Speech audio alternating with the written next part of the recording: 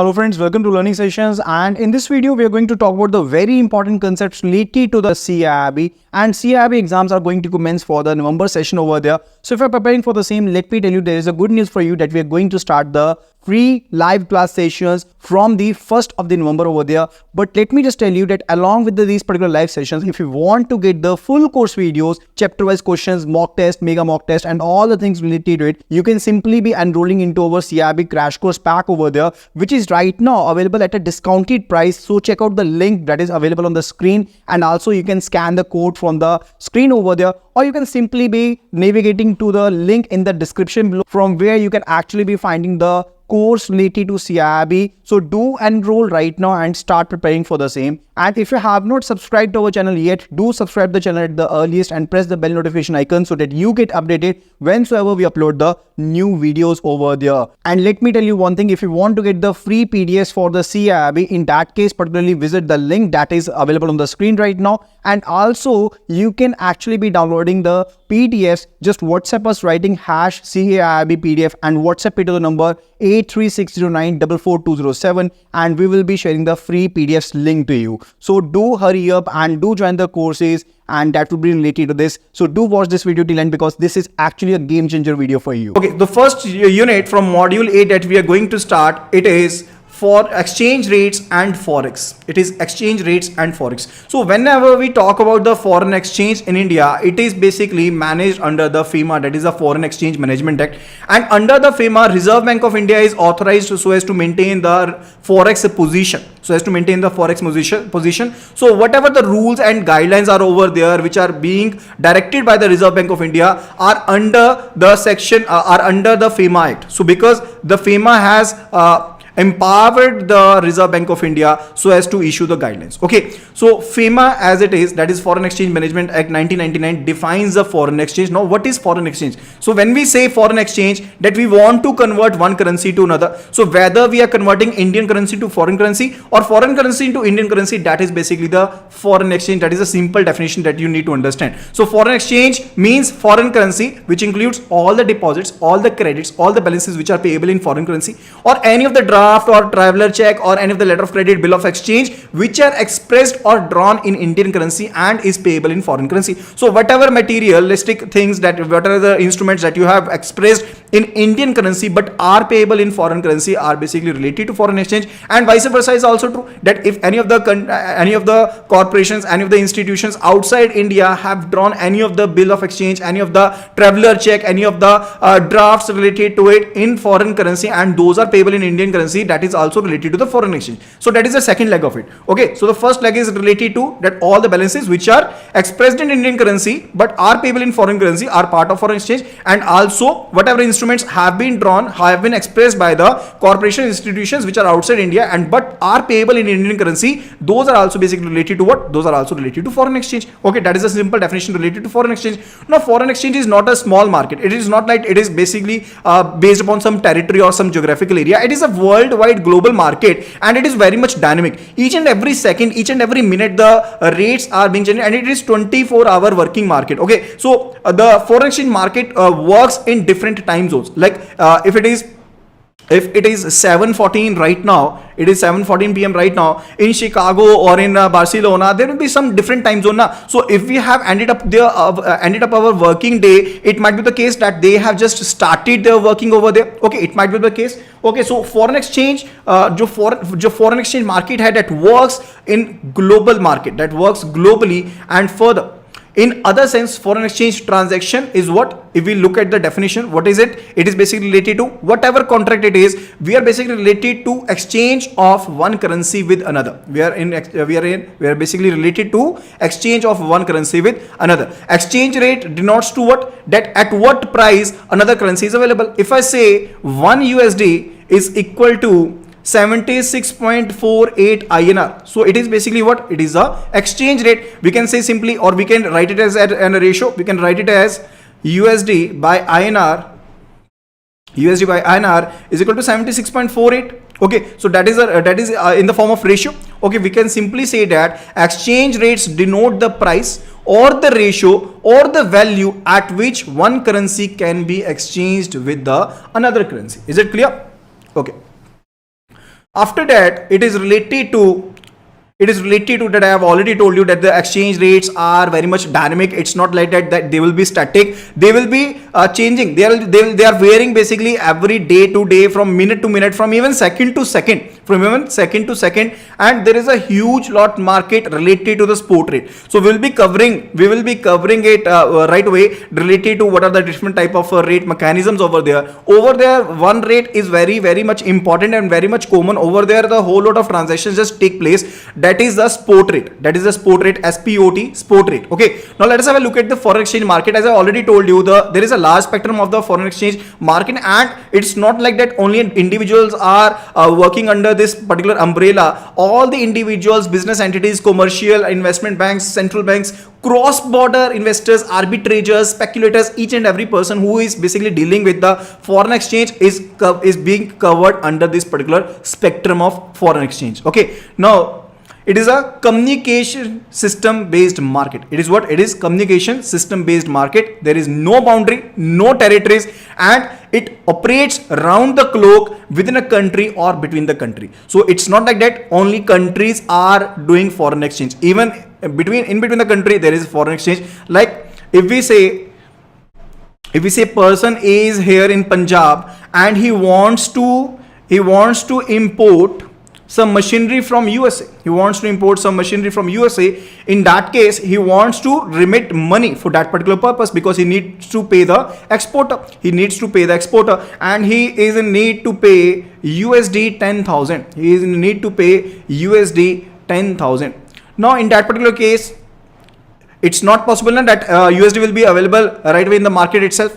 He needs to visit authorized dealer. That is a bank, and further he will be asking for the rate. He will be asking for the price at which one USD is available, at which bank is ready to sell, and that particular rate, where the one rate is quoted by the bank and the other person is a customer, that is basically merchant rate. Merchant rate. So there are basically two types of rate. One, it is an interbank rate, when banks are dealing with each other. That is an interbank market rate, and the other one, it is a merchant rate, when one entity is the bank and the other one is the customer itself. Okay. So the concept behind this is, so the purpose for this particular was, so when we will be solving the numerical, it will be very much confusing part over there if you will not be learning the concepts, if you will not be concentrating on the basics. Okay. So one basic that we need to learn from over here, that there are two types of rate. One, it is a merchant rate, and the other one, it is a interbank market rate. So whenever the banks are dealing with each other, it is an interbank market rate, or whenever it is nothing is mentioned in the question itself, that a customer wants to purchase, a customer wants to remit, we will take it as interbank market rate. But when specifically it is mentioned over there, we will take it as merchant rate. Now, what is the difference over there? I'll just clear you when we will be discussing some numerical. Okay. So the markets are in different time zones. The Indian, Middle East markets are ready to start the day before close of Singapore and Hong Kong markets, as I already discussed with you. Then main participants are central banks, commercial banks, investment banks, and foreign banks, forex brokers, corporations, and individuals. These are all participants of the foreign exchange market. Now, factors determining exchange rates. Now, you must be curious about why these prices are being changed. Why foreign currencies prices are being changed or being altering for second to second, from minute to minute. Why the changes are there? It is basically due to a lot of factors, but there are two particular reasons basically related to it. One are the fundamental reasons, and other is a technical reasons. We will be covering all of them. So first of all, let us have a look at the fundamental reasons. So fundamental reasons, basically it includes all those causes or events basically which are concerned with the government. First of all, it is related to BOP, that is balance of payment. Very important term.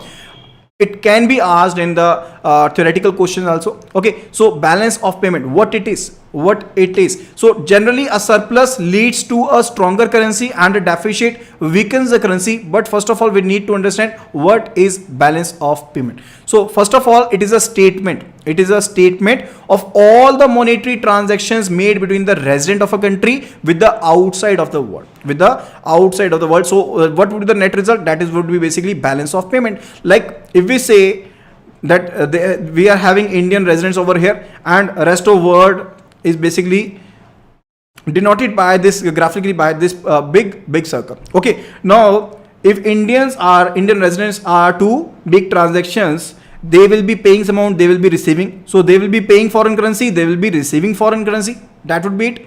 So this is basically the BOP is record of all the monetary transactions between the Indian residents, between the residents of the country and rest of the world during some given period, So BOP statement is for some particular period. If we say we are preparing BOP for 1 year, we will be covering all the transactions of the residents of a country with the whole world, okay. So the statement includes all the transactions made by or made to the individuals, corporates, governments, and helps in monitoring the flow of funds to develop the economy. Now, one country need to have the foreign funds. So if a country is in a strong position and has the foreign exchange reserves, then it is said to be that their currency is strong enough. Then it can be said, we can just infer from here that our home currency is strong enough if we are having large foreign currency reserves.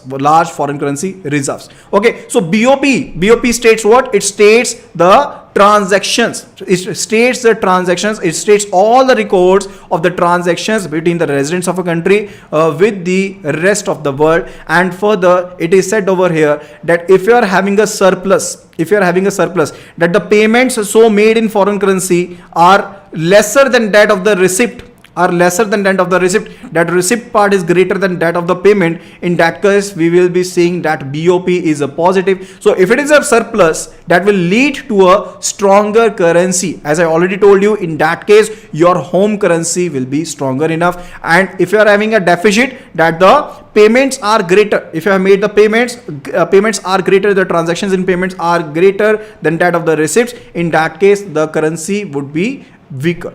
Okay, so that is basically the first point, that is the BOP. Second, it says it is related to the economic growth rate. So if you are having a high growth rate, that basically leads to what? That leads to that you are going to import in huge amounts. That is, there will be a rise in imports. In that case, there will be rise in imports. So if there is high growth, like if there is infrastructure growth, if there is economical growth, if there is new factories are being set up, new manufacturing hubs are being set up, in that case your needs are rising. And so as to cope up with those needs, you need to import more. And whenever you import more, in that case you need to pay foreign currency more.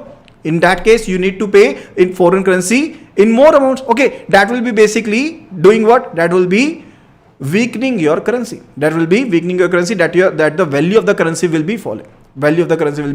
Okay, and further, it is fiscal policy. It is related to fiscal policy. So if you're having an expansionary policy,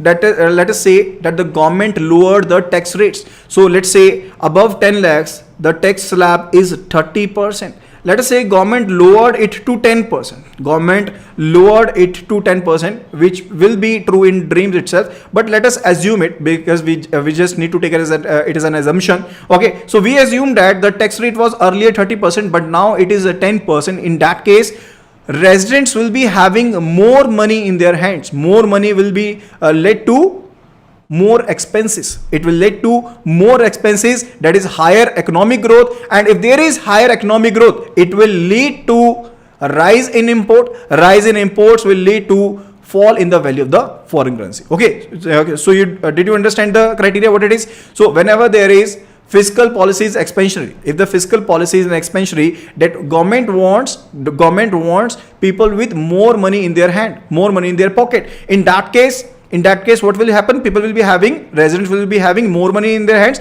That is more purchasing power. More purchasing power means more economic growth. More economic growth will lead to what? It will lead to more imports, and that will lead to fall in the value of the foreign currency. Okay. Next, it is a monetary policy. Now, monetary policy is also having impact on the value of the currency. How it is possible?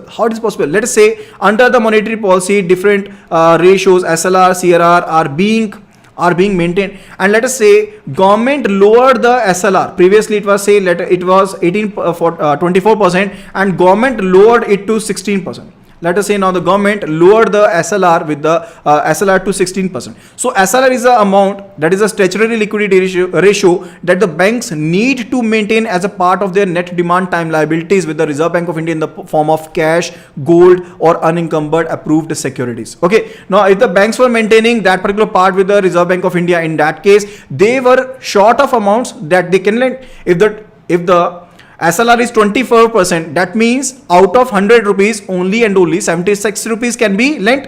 Out of 100 rupees only and only 76 rupees can be lent. But if SLR is lowered to 16%, it means what? It means now the banks are having additional 8 rupees to lend out of it. Now if the lending is more, in that case people will be having more money, and that will lead to the same criteria that we have learned over here in the above fiscal policy.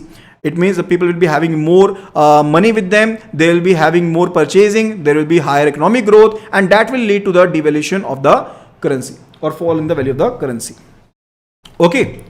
After that, it is interest rates. So higher domestic interest rates will tend to attract overseas capital. Now let me give an example. Let us say in India itself, the interest rate is 11%. Let us say the interest rate is 11% in India, and in USA the interest rate is 3%.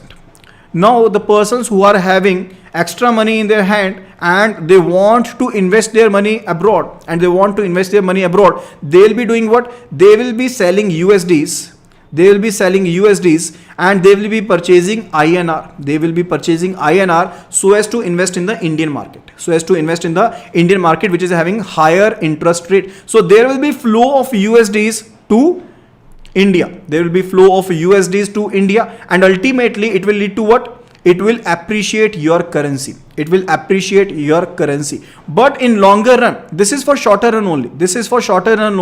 But in longer term, what will happen if there are higher interest rates? The economy will slow down.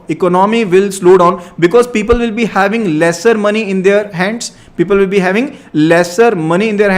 more of the money will be invested in the market itself, and people will be having lesser money, and ultimately it will lead to economy slow down. Okay, that is weakening the currency itself.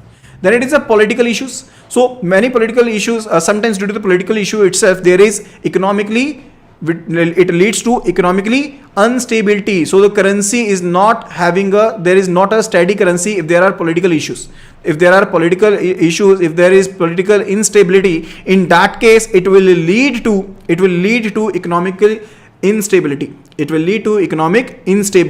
And ultimately the foreign exchange rates will be volatile, and no one would be in a position so as to invest in your country. So if our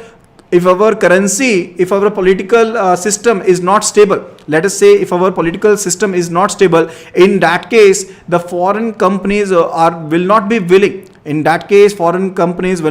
so as to invest in the country. Okay, so it is also having an impact. After that, the second leg of it is the technical reasons. It is related to the technical reasons.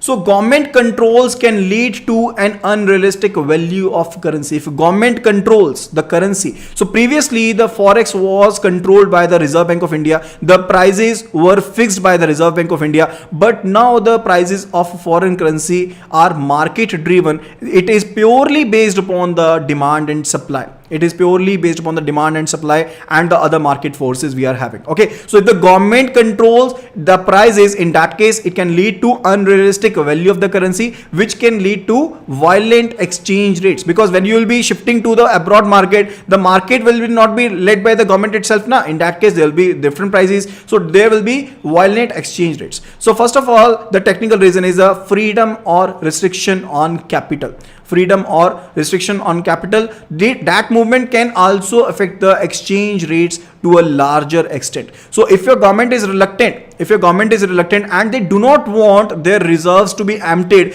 if they do not want that, they want to procure more foreign currency, in that case that will lead to what? In that case your foreign exchange rates will be violent and your currency will be weakening internationally. And let me give you an example with it. So in the case of Indonesia, Korea, which were having higher surpluses, which were having huge surpluses due to higher demand of the petroleum products, and ultimately they were having higher reserves, they were having the higher foreign currency reserves. So because these countries are exporting petroleum products, these are exporting petroleum products, and there is high demand of petroleum products, and ultimately they ended up with huge foreign currency reserves.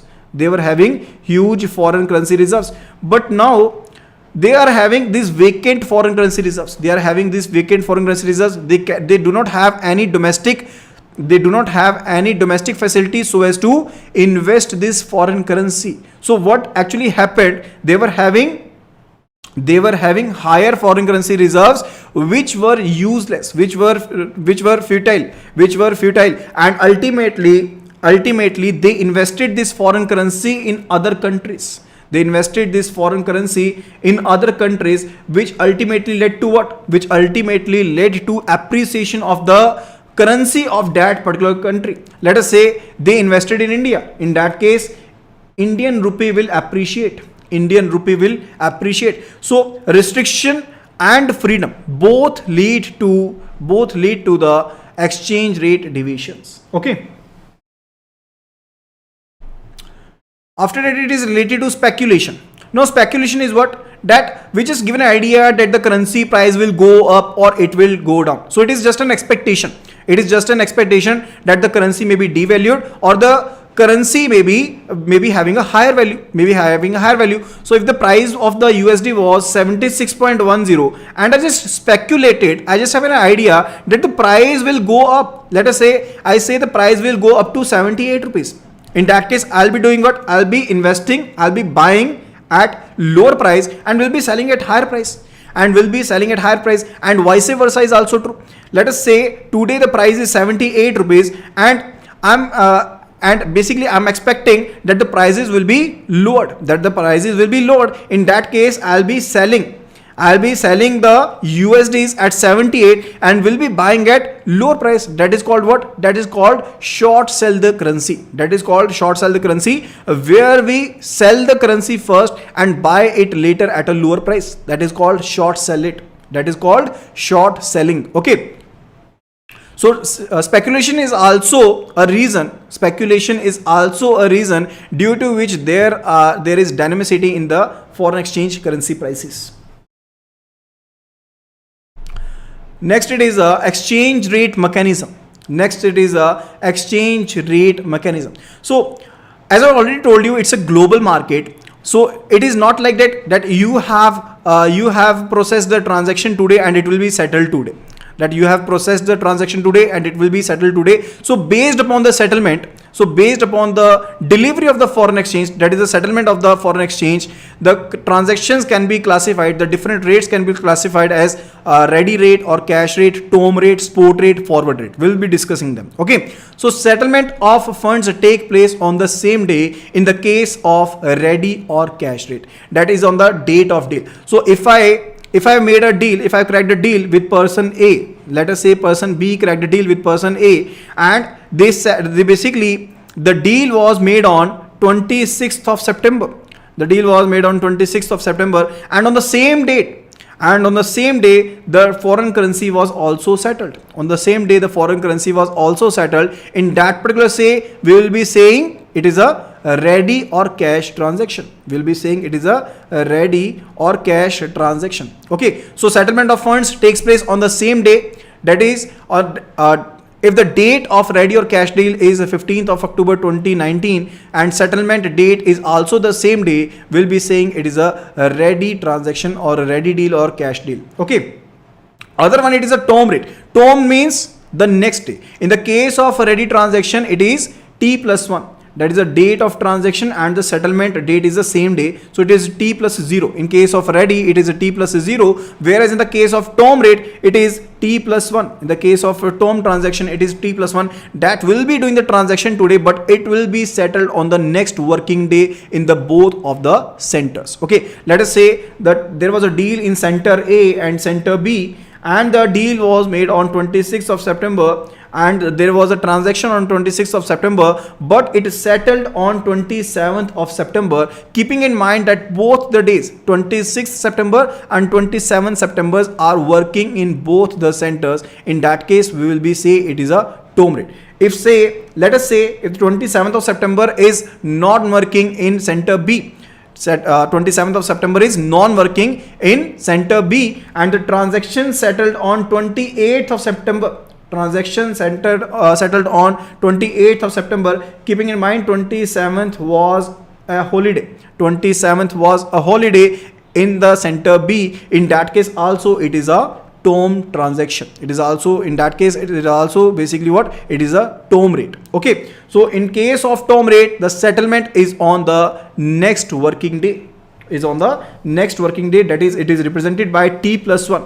And the next one, it is a spot rate. As I already discussed with you, that most of the transactions that are covered online, that are covered basically, are based upon the spot rate. So whether you are basically dealing with the forward rate, this is basically based upon what? This is basically based upon the spot rate. So in the case of spot rate, the settlement of the transaction is after 2 working days. So if you made the transaction today and the settlement is after 2 working days, then it is basically what? It is a spot rate that you are quoting. Okay. So the settlement of funds takes place on the second working day, not after 2 working days. We'll be saying on second working day, not after 2 working days. It is on the second working day. That is basically what? That is a spot rate. That is basically the spot rate. Okay. So that is also very much necessary to know that all the days in between must be working days. These will be working days. Like we have taken an example also, if the date of the spot deal is 5th of October 2019 and the settlement was made on 7th of October 2019, we'll say it is a spot rate, keeping in mind that 5, 6, 7 all are working days in both the centers. All are working days in both the centers. Okay. So as I already told you, that volume of the transactions, the depth of transactions, the volatility of the transaction in the spot market is higher because of the participation, because of the large participations of the market players. So whatever the large participation is there is more volatility in the market also. So in the case of spot rate, there is larger volatility and a larger volume. Okay. Then it is a forward rate. If the settlement is on any of the day beyond the spot rate, in that case it is the forward rate is to be quoted. In that case the forward rate is to be quoted. And in the case of forward rate, the forward points are added or subtracted from the spot rate. So what is the formula for spot rate, for the forward rate? So if we said first of all, related to definition, if the settlement date is greater than that of the T plus 2, in that case the transaction is what? In that case the transaction is forward rate transaction. And in case of a forward rate, that is basically equal to spot rate plus minus premium or discount. So forward points would be added or subtracted, so as to get the forward rate. Okay.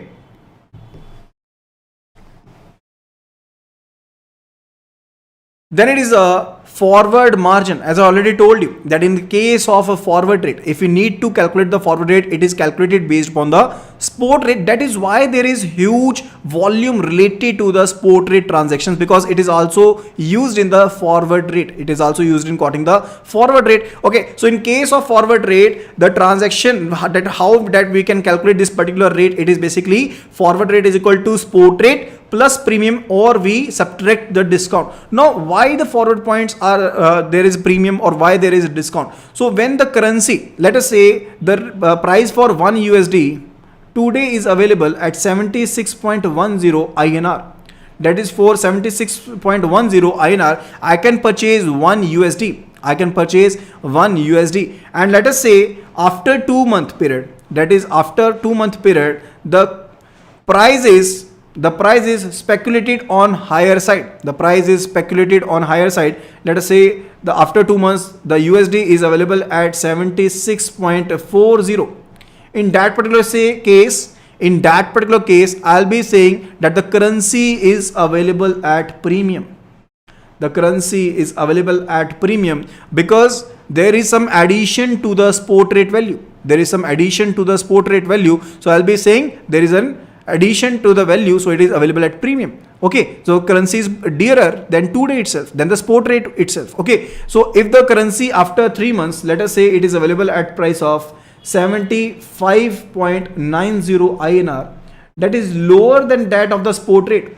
That is lower than that of the spot rate. I'll be saying the currency is available at discount. The currency is available at discount. And the points that we add to the spot rate or subtract from the spot rate, those are called forward points. Those are called forward points or forward margin. Okay, so if the value of the currency is more than that being quoted on the spot rate, that is basically what? Premium, that the currency is available at premium. And if it is lesser than that of the spot rate, we'll say the currency is available at discount. Okay, now let us have a look at the forward points, that why the forward points are there. These forward points are there due to the interest rate differential. Due to the interest rate differential. If we talk about some perfect market, that the demand and supply is basically only and only fixed by the interest rate differentials, that only and only different interest rate differences create the demand and supply. In that case, forward points are to be calculated by interest rate difference. Okay, so as I have already discussed an example with you, whereas in case of India, the interest was 11%, and in USD and in USA the interest was 3%. In that particular case, persons in USA, the investors in USA are going to sell USDs in the market, and they will be buying INR, and they will be investing in India. They will be investing in India. And let us say this 11% interest rate is available on an instrument, particularly for a period of 3 months. It is available particularly for a period of 3 months. So the people in USA will be selling the USDs and they will be buying the INRs for a period of 3 months. So there will be availability of USDs in the market in huge. Okay, and after 3 months, there will be demand of USD. Why there will be increasing demand after 3 months? Because after the passage of 3 months, when the interest rates are not available at 11%, people in USA will be selling INR and they will be buying the USDs again. So there will be higher demand. There will be higher demand to buy the USDs after 3 months. So that basically creates a demand supply function, and that is how we calculate the forward points. Okay, so now what is the formula related to that we can calculate the forward points? Because it may also ask in the examination sometimes that how to calculate the forward points, So let us have a look at the formula. So the formula says forward points are equal to spot rate multiplied by the interest rate differentials into the forward period divided by the number of days in year into 100. So it is simple. So it depends upon 3 factors. One of it is the spot rate of the transactions. Other one it is the interest rate differentials. And the third one, it is a forward period, for the period that we want to calculate the forward points. Okay, divided by number of days in year. For easier calculation, we will take it as 360 and multiplied by 100. That is basically we converted the interest rate differential into decimal part. Okay, this is a particular formula related to the forward points, that how we can calculate the forward points. So it basically depends upon 3 particular areas, that is the spot rate, interest rate differential, and the forward period.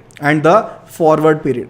Okay, so if we are provided with some of the information and we need to calculate, can we do the calculation? Can we do the calculation? Definitely we can calculate the forward points. So calculate the forward points or the swap cost that at what particular point we will be able to swap one currency with the other. So basically that is related to what that we can say it is a forward contract. So whatever rate mechanisms are used, these are basically contracts. So if we use a forward rate, we will say it as forward contract. Now what is a forward contract? Let us say if I want to purchase USDs after 3 months. If I want to purchase USD after 3 months, in that case I'll be in a contract with the party where one party is ready to sell after 3 months, and I want to buy. So it is basically what? It is an OTC. Now what is OTC? It is over the counter contract. It is over the counter contract that two parties are dealing with each other so as to satisfy their needs. So it is an over the counter contract. It is over the counter contract where one party is buyer, other party is a seller, and they want to sell the USDs in the future, and the one party is want to buy the USDs in the future. Okay, so as per the different criteria, as we have already discussed, that is based upon the spot rate, based upon the interest differentials, based upon the forward period, we will be calculating the forward points, and the rate would be quoted to us. So it is basically related to what? It is related to the forward contract. Okay, so the question was calculate the forward points or the swap cost. Euro 1 is equal to USD 1.60. Interest rate differential is given to be 6%. Forward period is given to be 90 days. Okay, and it is clearly mentioned over here. Number of days to be taken in a year is 360. It is given over there. So what would be the forward points? So I have already told you the formula. So it is given to be 1 euro is given to be 1.60. So it is the spot rate first of all multiplied by the interest rate differential, which is given to be 6%. We will be write it as it is, multiplied by forward period that is given to be 90, and divided by number of years, which we are to take it as 360, and we are to convert this particular percentage into decimal part, so divided by 100. So that would be how we will be calculating. This is how we will be calculating. So just let me know the answer at the earliest. So जल्दी से जल्दी answer बता दीजिए कि क्या answer यहाँ पर रहने वाला है, ताकि हम ये पता लगा सके कि हमारा जो आंसर है क्या वो सही है भी या नहीं है. So kindly do confirm the answer at the earliest. Okay, so यहाँ पर देखिएगा it is 1.6 multiplied by 6 multiplied by 90 divided by 100 divided by 360. That is basically 0.024. That is basically 0.024. Those are the forward points. Those are the forward points after 3 month period. After 3 month period, these come out to be 0.024. Okay, so that is how we can calculate the forward points. Okay, now further, let us have a look at the direct and indirect cost. Now the important points you need to understand. These are all basics, but we need to understand so that we can learn the foreign exchange completely. Okay, so first of all, it says direct and indirect costs. Now what are direct costs? In case of direct cost, the home currency is variable. So when I gave you cost related to that 1 USD is equal to 76.10 INR, in that particular case you must have noticed that the 1 unit is fixed over here. But this particular part, that is a home currency, is variable. Now today it is 76.10. The next hour or next minute it will be somewhat else. Okay, so the home currency is variable and the foreign currency is kept constant. It is fixed unit. It is having a fixed unit. So that is why it is said to be the direct cost. So in the case of direct cost, if you want to make profit, the rule is buy low, sell high. So if 1 USD is available at 76.10 now, and if I sell it at 76.28, now I'll be in a win-win position. I'll be in a win position because now I'm selling it at a higher price. So that is why it is said to be buy low, sell high for profit purposes. Okay, so the direct quote is one where the home currency is variable and the foreign currency is having a fixed unit. Okay, so in the case of direct quotes, on the left hand side there will be only one unit, but on right hand side you will be having a variable unit. But only and only in the case of the Kenyan shilling, Japanese yen or Indonesian rupiah, in case of these three currencies, three currencies, that is Japanese yen, Kenyan shilling and Indonesian rupiah, the quotation would be not for 1 unit but it will be for 100 units as per the FEDI rules. So as per the FEDI rules, the direct quote for the three currencies, that is the Japanese yen, Kenyan shilling and Indonesian rupiah, it will be for 100 units and not for the 1 unit. Okay, otherwise the price would be quoted only and only for 1 unit, like for euro, for GBP and all the other currencies, it will be for 1 unit only. Now let us take the another case that is related to the indirect quote. Now what is the indirect quote? In case of indirect quote, the home currency is having a fixed unit value, whereas the foreign currency is variable. So let us say, if we say ki for rupees, for 100 INR, let us say 1.25 USDs are available.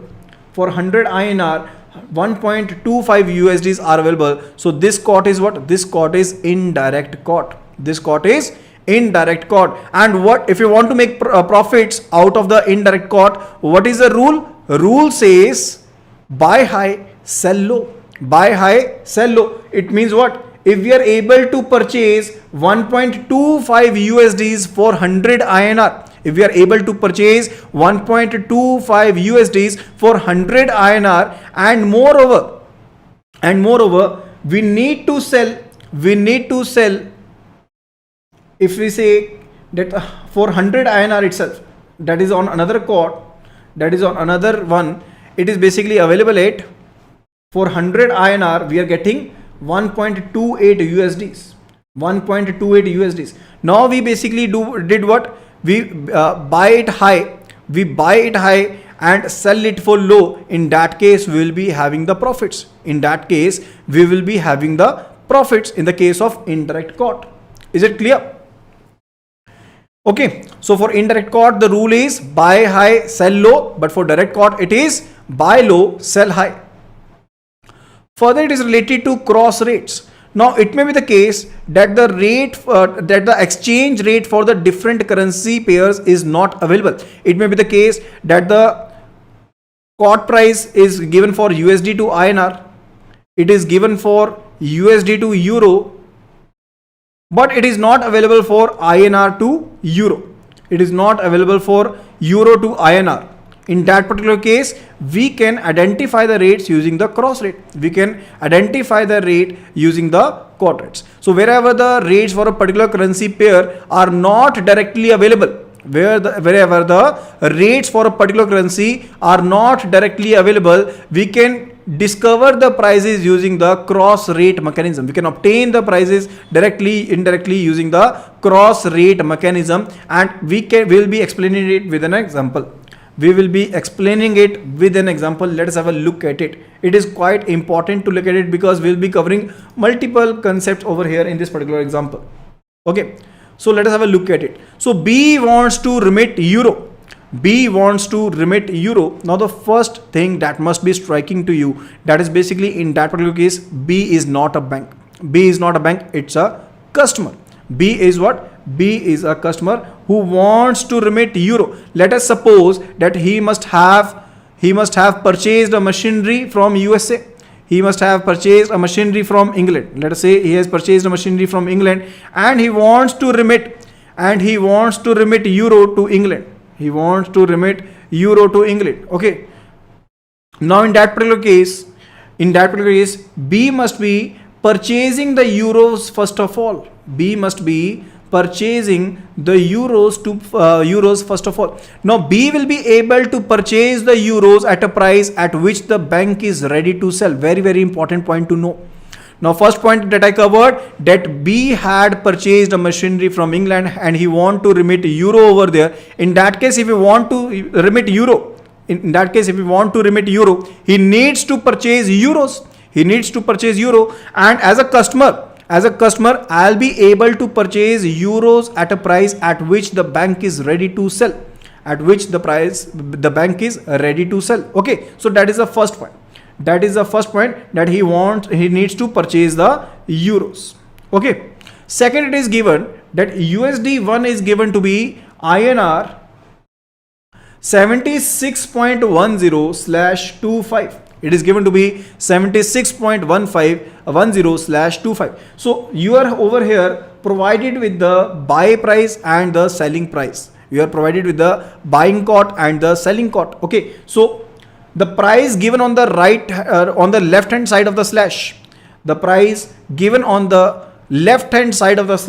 it is a buying price, buying cost, and the price given on the right hand side of the slash, it is a selling cost. Okay, so the buying price is 76.10 at which the bank is ready to buy, and 76.25 is the price at which the bank is ready to sell. And the another price is also given, that is USD is equal to euro. It is given equal to euro 1.06.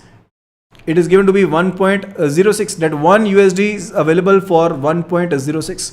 So it is given to be two-way quotation. It is basically what? It is two-way quotation where buying rate and selling rate both are mentioned in one quote only. And we need to identify euro to INR. So now the price which will be quoted by the bank to customer, it would be merchant rate. Because merchant is asking the price, so that price is to be quoted. But in case banks are dealing with one another, that is basically related to what? It is basically related to interbank market. So you need to understand these basics. So it is basically what? It is the interbank market where the bank will be having the prices. Okay. Now try to understand one thing. Now the customer went to the bank and he said that he wants to remit a euro, and the bank is not having euro rate as such. So there is no direct pair rate for the euro INR exchange prices. Are not over there, and we need to obtain the same. So first of all, what will be done? Bank is having INR reserves. So the bank will be doing what? Bank will be buying USDs. First of all. So bank is to buy USD first of all. Okay, so the bank will be able to buy USDs at what rate? So bank is also acting as a customer for the other bank. Over here, from where the bank will be buying the USD. So bank will be able to buy the USD at what price? At the price at which the other bank is basically offering, at the price at which the other bank is ready to sell.